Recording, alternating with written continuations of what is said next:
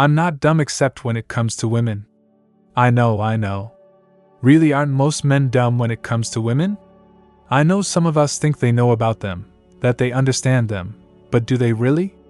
I think not. Like most men, I just try to muddle through and do things as nearly right as I can. Having said that, I believe that is the reason it took me so long to realize I am really dumb when it comes to women and specifically to my wife. I had seen the signs of her disrespect and cheating for nearly 5 months before I decided that if there was smoke there might just be a fire I needed to put out. As the old song went, we got married in a fever hotter than a pepper sprout. I found, wooed and married Catherine over the course of 1 year in college. I was attending Oklahoma State University at Stillwater majoring in partying when she stumbled into my life. Okay. My real major was in hotel and restaurant management. The partying was what I did when I should have been studying. I was also working at Eskimo Joe's, a well-known and popular college hangout as a bouncer. The bouncers rotated through different stations in the building to do their job. We served at the doors to verify IDs and wandered through the crowd to be sure nothing untoward occurred. There was an upstairs in the bar and one of us was always stationed near the head of the stairs to keep the drunks from falling down them. I got a quick education on the female of the species while I worked there. I learned which ones would and which ones wouldn't, and which ones would some of the time, and how to identify each of them. When I manned the post at the head of the stairs, I could overlook much of the lower floor.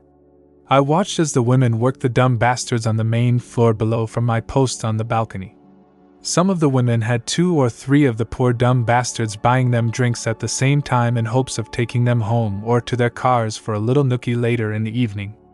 Many of the young ladies would catch drinks from the dumb men until just before closing time. Usually at last call or slightly before, there would be a large exodus of these women. They would use the pretense of going to the restroom before leaving with the young man that had treated them for the evening to allow them to dart out the back door that opened off the hallway to the restrooms. This, of course, pissed off the men, and many times they had to be counseled by one of the bouncers to calm them down. I knew which of the young women routinely played this game, and as a public service I would warn my friends or sometimes just a guy I thought was nice and didn't deserve getting shit on about them. Others I just let get taken. Anyway, one Saturday evening after a home game, I was working and watching the drunks make fools of themselves when this absolute goddess stumbled into my arms. Drunk was an understatement for her. She was totally blotto and claimed to not even know where she was. She couldn't find the friends she had supposedly came with, but I understood that.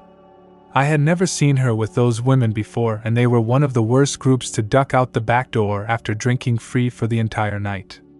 I was pretty sure they were gone. It was after last call, and they normally darted out when last call was announced.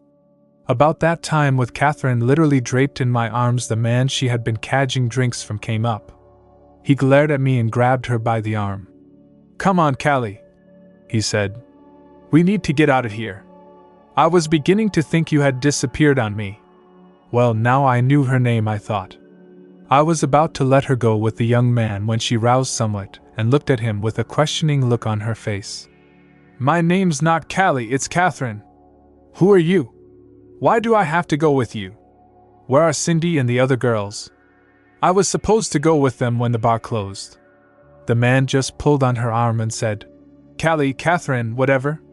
I've been buying you drinks all night long and you're coming home with me now." Catherine roused herself once more and tried to stand and jerk away from the man.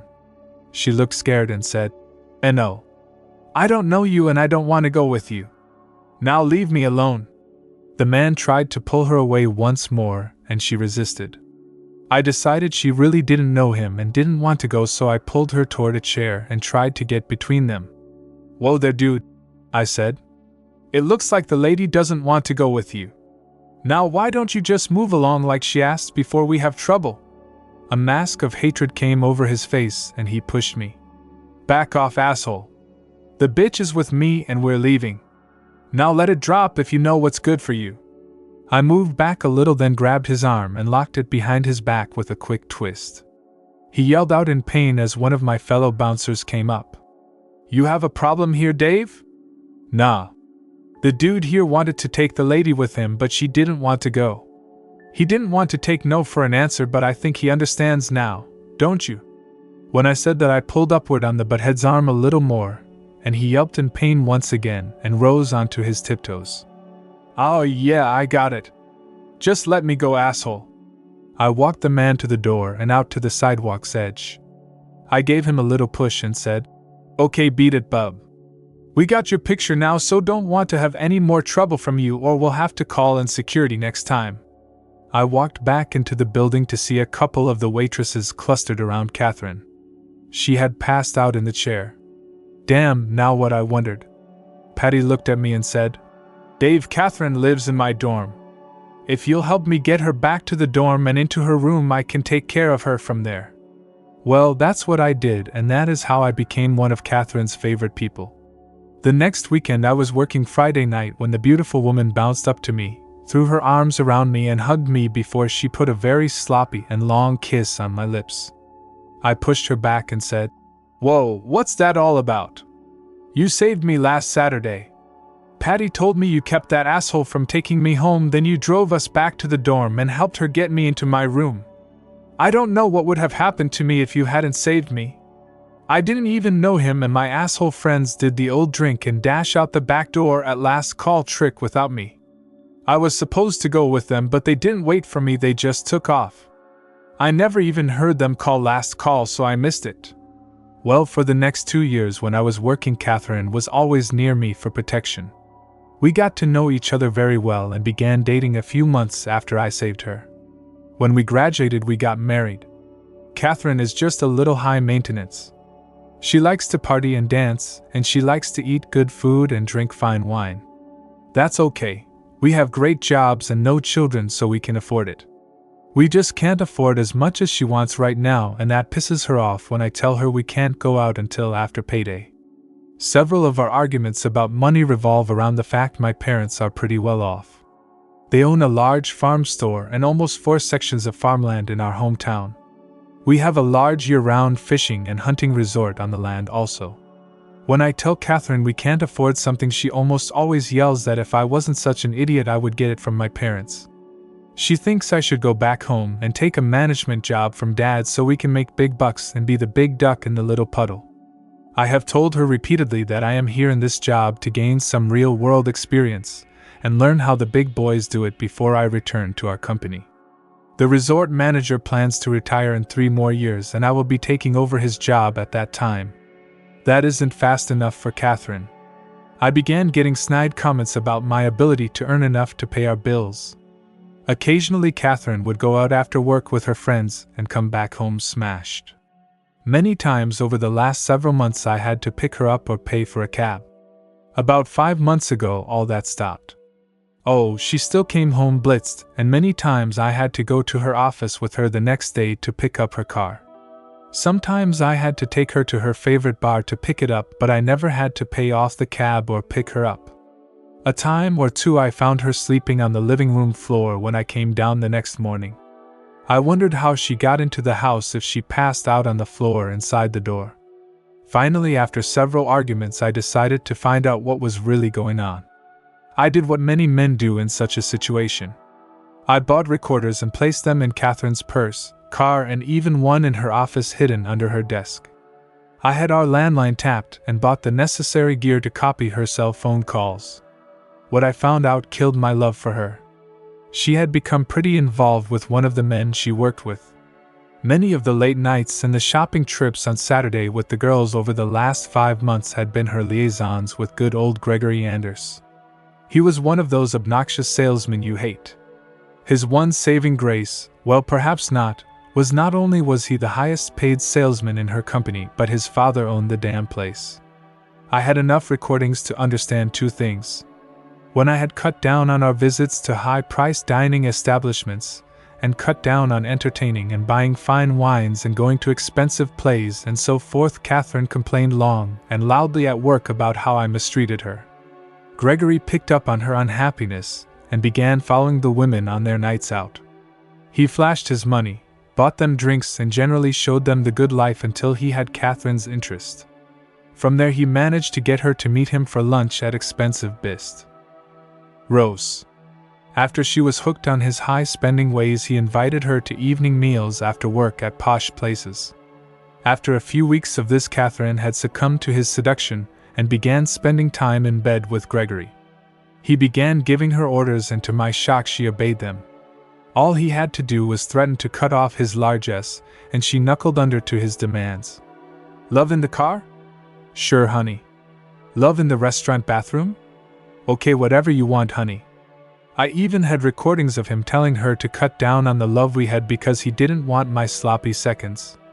He told her she had to make sure more than 24 hours went by from the time she screwed me until she did him, or he would drop her. He said, I refuse to have love with my woman after she's been with some loser. I don't care how you do it, but you make sure you're clean before you come to me. Our love life rapidly began to decline and revolved around good old Gregory's sales trips out of town and on Sundays.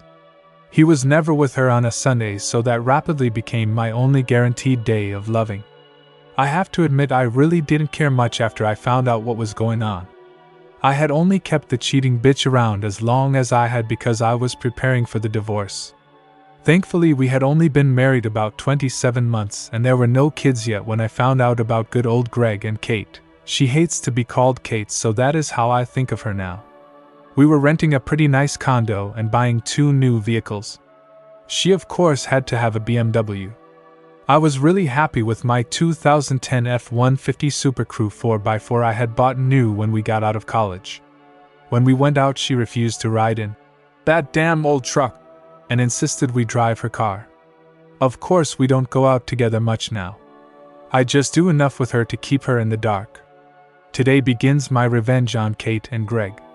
She has a date with him for tonight. She plans to meet him at the mall at 6:30 p.m. They are going for drinks, then to a new French restaurant for supper. Afterwards they are going dancing. She told me she was going out with the girls to a baby shower. Kate came out of the shower at 5:30 and began dressing. She was ready to leave at 6.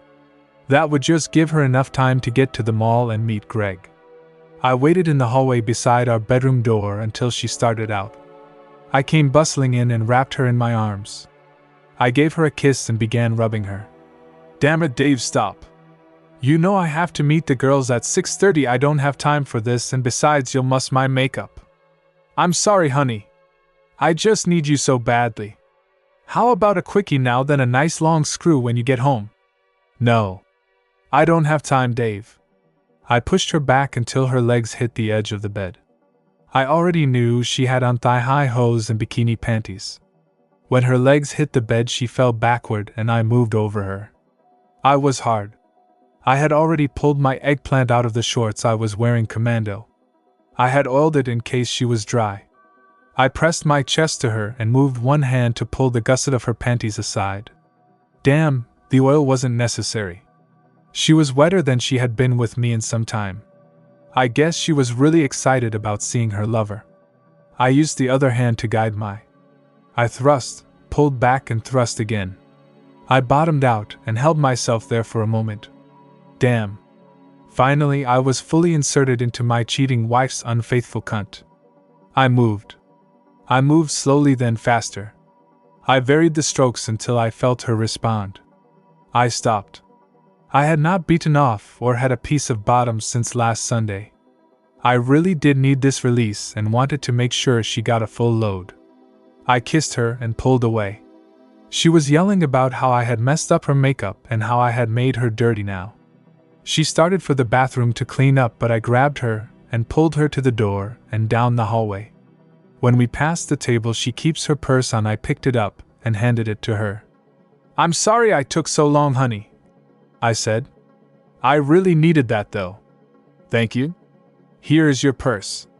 If you hurry, you can still make it and not be too late. Tell the girls I said hi.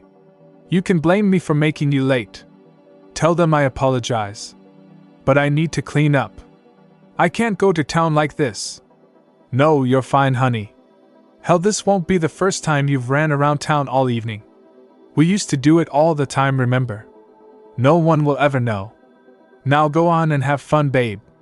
Catherine glared at me and turned toward her car. It was all I could do not to laugh. Oh man, was he pissed at Kate. I heard them kissing and screaming when they went into his condo. There was a lot of rustling sounds, then I heard Kate say, "Greg, honey, I'm sorry, but Dave made me make love to him before I left. Let me go and clean up before we go to bed." I heard a slap and Kate screamed, "Now get your peach into the bathroom and clean up. I'd better not find any sap in there when you're done." I couldn't hear much else because Kate had apparently left her purse in the living room and they have love in the bedroom, but I was happy inside. I had pissed old Greggy off and from the sound of it maybe gotten Kate slapped. I hadn't seen a bruise, so I assumed he had just slapped her. The next 2 times I knew Kate was going to be with Greg, I forced her to screw me. In fact, every time she went out from home I tried to leave a load in her in case she was really going to see Greg instead of do whatever innocent thing I had been told she was going to do. Greg was getting more and more angry because Kate kept coming to him. He called her a cheating cunt and other horrible names. Almost every time she was crying before he took her roughly. It was so cool. I had loved her, and she left home crying from fear of Greg. Then he was mean to her and yelled at her, and she cried more. As far as I know, he didn't hit her again after that first time, and I suspect that had only been a slap on the peach. The last time she was with Greg was bad though. I had enough to go on and had decided my revenge was over. I had it set up to serve her the divorce papers during her Saturday tryst. I had even provided Greg's wife with copies of the recordings and the pictures I had. No, I didn't have pictures of them doing the dirty, only of them dining, dancing and making out in his car. That was bad enough. She had his eggplant in her hands and I had 2 pictures of her blowing him while he drove. I paid extra to have Kate served after she and Greg got to his condo in the city. Actually, it was a condo leased by his father's company for company visitors. Greg and his father both used it for their liaisons with women to whom they were not married.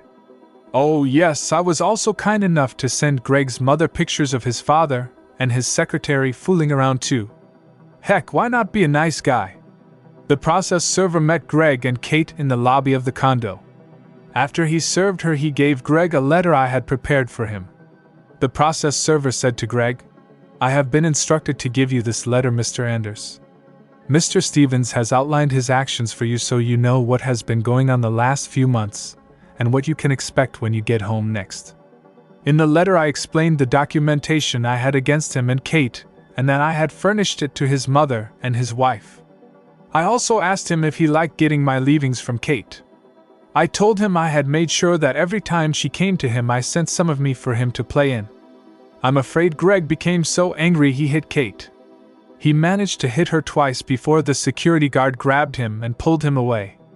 I heard this and I heard the guard call for the police and an ambulance for Kate. I felt bad. Yes, I wanted to hurt Kate, but I didn't want her physically injured. I just didn't know Greg would actually try to beat her. About an hour later I got a call from the hospital. They wanted me to come down and complete some paperwork and bring Kate home. I laughed and said, "Sorry, ma'am. I can't do that. Kate and I are getting a divorce and she doesn't live with me. Why don't you call her lover and have him pick her up?" "Oh. Well, I suppose I can do that. What is his name?" I told her Greg's name and phone number. She was quiet for a moment, then she said, Sir, I'm sorry, but I can't call Mr. Anders. Your wife is in the emergency room because Mr. Anders beat her badly this evening. I believe he is in jail now, sir." "Okay, here are 2 more phone numbers. Maybe one of them can help." I gave phone numbers of Kate's parents and one of her 2 best friends. I don't know who picked her up. I never heard from her for nearly 4 days. Wednesday evening I left work and found Kate waiting by my truck. When she saw me, she got slowly out of her car and approached me. Kate had tears in her eyes when she stopped in front of me. "David, honey," she said, "can we please talk about things? Please?" "No, Kate. Not much to talk about. You cheated and I caught you. Now we're getting a divorce." Nuff said. "But I don't want a divorce, Dave. Can't we get over this? I don't have anywhere to go. Please, I need to come home, Dave. I promise I'll be better if you just let me come home and make it up to you." "Nope, not a gonna happen, babe. I hear Greggy had to move into your little love nest. Why don't you move in with him and his daddy? I bet they would be glad to take care of you. I walked around Kate and got into my truck. When I closed the door, she was standing there crying. She hadn't moved before I drove out of sight of her. Now comes another thing I didn't understand about women. Kate was working full-time and made almost $36,000 a year. Why didn't she have enough to rent a place like I had? Why did she move into that damn condo with Greg and his father? I don't know. What I did get from the police report is that Greg and his father beat her so badly she died after 3 days in the hospital. She had apparently angered them when she said to let them DP her. She thought she was Greg's lover and they would marry after the divorce according to the statement she gave the police before she died. Now I really feel like shit. Kate killed our marriage searching for the good life. I killed Kate with my silly ass revenge. I looked up and said, "Bartender, give me another and gotta forget this shit." I was floating and the world was spinning, then a damn mule kicked me in the head. There were dozens of people standing over me. I was looking up the short skirt of a goddess. She was looking down at me. Her face showed shock and she dropped to her knees beside me. "David, is that really you? What the hell are you doing so drunk you fall off your bar stool?" "Patty?" "Yes, Dave. I'd ask how you've been, but I don't think you're in any condition to tell me. Come on, let's get you up and see if we can sober you up some." Patty and one of the bouncers helped me to her booth. She fed me coffee. I ran to the restroom twice to get rid of the coffee and most of my guts. God, I'm glad I don't have to clean up after me. After a couple of hours I was at least able to talk without much problem. Patty demanded to know what I was doing there so drunk. I told her the whole story you have just read and said, "So you see, Patty, I killed her. I don't know what I'm going to do now. I hated her for what she did to me, but I didn't want her dead." Patty sat there in shock. She stared at me with her mouth open. Finally, she wrapped her arm around me and gave me a good hug. "Dave, some of what you did was pretty despicable, but you didn't kill her. That asshole Greg killed her. You couldn't know he'd do that." Patty sat staring into the distance for a moment, then said, "You know, Dave, some of this is my fault too. I'm sorry now I never told you about Catherine while we were in college. Even after you were dating, she had an eye for the guys. If they had a lot of money or just a little and were willing to spend it on her, she would lead them on.